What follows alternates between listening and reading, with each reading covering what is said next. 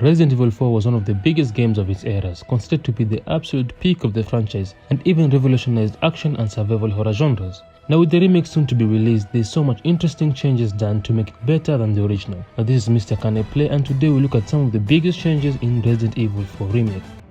Starting off with the combat knife, which has a parry and durability system. Now in the original game, if you do remember, the knife was just a utility tool for saving bullets when a gunado was down or maybe opening a box, which now we simply kick it open. The remake has made the knife to parry incoming attacks, which include blocking melee weapons, which stagger the enemy, opening them up for a melee strike or deflect thrown weapons out of the air. So with a skilled player like myself, this is truly a game changer. It also has a durability meter, and with each use, the durability reduces until it's broken, but you can avoid that by repairing at a merchant and even upgrading it.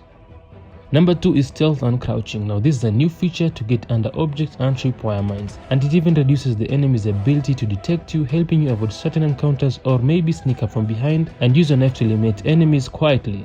Now you can also use it to avoid certain attacks, which is a good feature by the way for mixing up gameplay, especially for anyone who wants to play at a higher difficulty. My most favorite change being no more QTEs. Now, do you remember certain quick time events that will need you to react quickly in a cutscene and press buttons to avoid death? Yes, well, no more of this.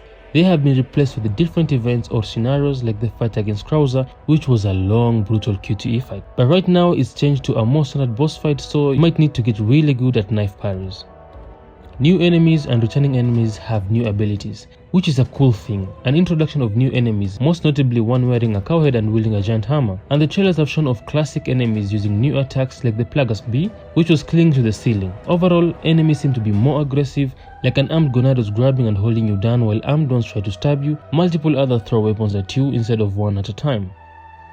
There are now new optional side quests, which come in form of shiny blue notes posted in certain areas that will task you with everything from destroying blue medallions, which is a twist on the Classics games collection, to hunting certain enemies in places you may have already visited, killing an infected dog, and many other ones which I expect to be more fun.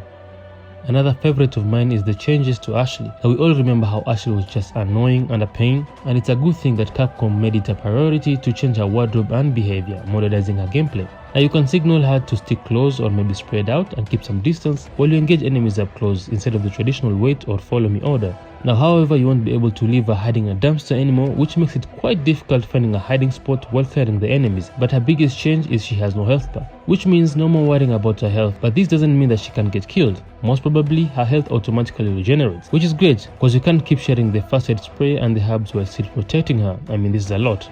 Now expect more changes when this game is out today, but so far these are the major ones. For more videos on gaming, subscribe to my channel, videos released every day.